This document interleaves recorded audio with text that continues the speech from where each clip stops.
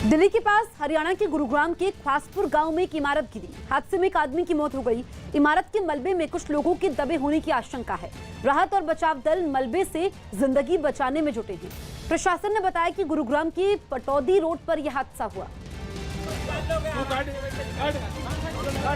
तो गुरुग्राम में ये इमारत गिरी है। न्यूज़ 18 के धर्मवीर की खबर है और उसके बाद राहत बचाव का काम शुरू किया गया। 3 मंजिला इमारत ये बताई गई और अभी भी कुछ लोग इसमें फंसे हो सकते हैं, जिनको निकालने के लिए रेस्क्यू ऑपरेशन चल रहा है।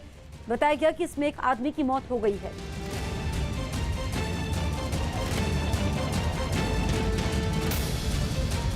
एनडीआरएफ की और एसडीआरएफ की टीम्स भी आ गई हैं। जैसे आप देख सकते हैं, बचाव और राहत कार्य अभी चल रहा है। एक व्यक्ति को रेस्क्यू कर लिया गया है जो अलाइव थे। एक अभी दुर्भाग्यवश एक्सपायर हो गए, तो उनकी बॉडी को भी अभी निकाला गया है। और जो प्रिलिमिनरी रिपोर्ट्स ये सजेस्ट कर रही हैं कि अभी 2 व्यक्ति और अंदर ट्रैप हो सकते हैं। एक व्यक्ति जो अंदर थे परंतु बिल्डिंग गिरने से पहले जो बाहर निकलने में सफल रहे, उनको साथ लेके जिस स्पॉट पे हो सकते हैं ट्रैप, वहाँ पे अभी कार्य चल रहा है। यूपी के हरदोई जिले से रोंगटे खड़े कर देने वाली तस्वीर सामने आई। वहां एक रिहायशी इलाके में तेंदुआ घुसने से हड़कंप मच गया। बताया गया कि इस तेंदुए के हमले में एक आदमी घायल हो गया। जिसकी सूचना मिलते ही वन विभाग और पुलिस की टीम तेंदुए को पकड़ने में जुट गई, लेकिन तेंदुआ इन लोगों को चकमा देते हुए एक मकान में घुस गया, जिससे उस मकान में मौजूद लोगों में चीख पुकार मच गई और उन लोगों ने अपने आप को बचाने के लिए एक कमरे में खुद को बंद कर लिया। बताया गया कि इसी बीच तेंदुए ने मकान में मौजूद एक आदमी को घायल कर दिया, जिसके बाद वन विभाग के लोग तेंदुए को पकड़ने के लिए उस मकान के बाहर जाल बांधते दिखाई दिए। थोड़ी ही देर में वहाँ पर लोगों की भारी भीड़ जुट गई, जिसे काबू करने में पुलिस वालों को काफी मेहनत करनी पड़ी। सुनील वाजपेयी के ऊपर हमला किया इसने। वो हमारे भाई है।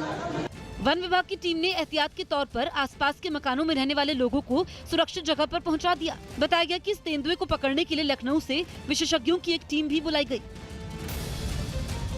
महाराष्ट्र में एक बार फिर से कोरोना केस बढ़ने लगे हैं। महाराष्ट्र में लाख रोकथाम और उपायों के बाद भी कोरोना केस कम नहीं हो रहे। महाराष्ट्र में पिछले 24 घंटे में 9000 से ज्यादा कोरोना केस सामने आए। बिहार के मधुबनी में पुलिस ने नाबालिग के रेप के आरोपी के घर की कुर्की की।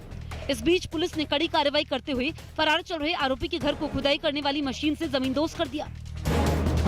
यूपी के बलरामपुर में एक मकान से एक 12 फीट अजगर निकलने से हड़कंप मच गया। हालांकि सूचना पर पहुंचे वन विभाग के लोगों ने अजगर को कड़ी मशक्कत के बाद अपने कब्जे में ले लिया और जंगल में ले जाकर छोड़ दिया। टोक्यो ओलंपिक्स के खेलगांव में 2 खिलाड़ियों के कोरोना पॉजिटिव होने का मामला सामने आया है, जबकि एक मरीज खेलगांव के बाहर पॉजिटिव मिला है, जिसके बाद टोक्यो ओलंपिक्स पर कोरोना का साया मंडराने लगा है। एक दिन पहले भी खेलगांव में खिलाड़ी कोरोना पॉजिटिव पाया गया था। फिलहाल सभी खिलाड़ियों को 14 दिन के लिए क्वारंटीन कर दिया गया है। असदुद्दीन ओवैसी की पार्टी AIMIM का वेरीफाइड ट्विटर हैंडल हैक हो गया। हैकर्स ने इस अकाउंट का नाम बदलकर एलन मस्क कर दिया और तस्वीर भी एलन मस्क की ही लगा दी है। 9 दिन पहले भी हैकर ने AIMIM का ट्विटर हैंडल हैक कर लिया था, जिसे बाद में ठीक कर दिया गया। बिहार के रोहतास जिले में पिकनिक मनाने मांझर कुंड पहुंचे 2 लड़के बरसात के पानी से झरने का अचानक जलस्तर बढ़ने पर एक पहाड़ी पर फंस गए, जिसके बाद उन्हें बचाने के लिए रेस्क्यू ऑपरेशन चलाया गया। यूरोपियन देश पोलैंड इन दिनों बाढ़ और तूफान का कहर झेल रहा है। बाढ़ की वजह से पोलैंड के ज्यादा शहरों में पानी भर गया है। वहीं तूफान से सैकड़ों मकानों को भी नुकसान पहुंचा है। पोलैंड में बाढ़ से अब तक कई लोग अपनी जान गंवा चुके हैं। कोरोना प्रोटोकॉल के बीच संसद का मॉनसून सत्र आज से शुरू होगा, जो 13 अगस्त तक चलेगा। मॉनसून सत्र के हंगामेदार होने के आसार हैं। विपक्ष कोरोना, किसान आंदोलन, महंगाई, तेल की बढ़ी कीमतों पर सरकार को घेर सकती है, जबकि सरकार की चुनौती करीब 24 बिल को सदन में पारित करवाने की रहेगी। एक दिन पहले सभी दलों की बैठक, पीएम मोदी ने उसमें कहा था कि दोनों सदनों में सार्थक बहस होनी चाहिए। उन्होंने सभी दलों को भरोसा दिया है कि उनके दिए गए सुझाव पर काम करने के लिए सभी प्रयास किए जाएंगे।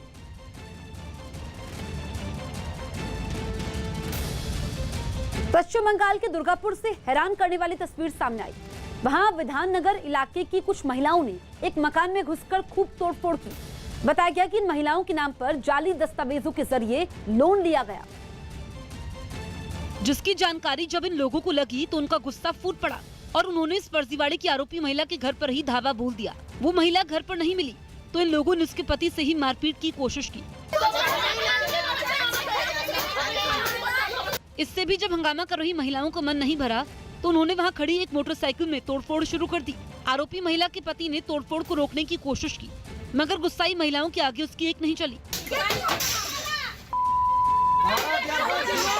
वहां से सामने आई तस्वीरों में एक महिला ईंटों को मकान के अंदर फेंकती दिखी, जबकि कुछ महिलाएं आरोपी के पति को खींचकर बाहर ले आईं।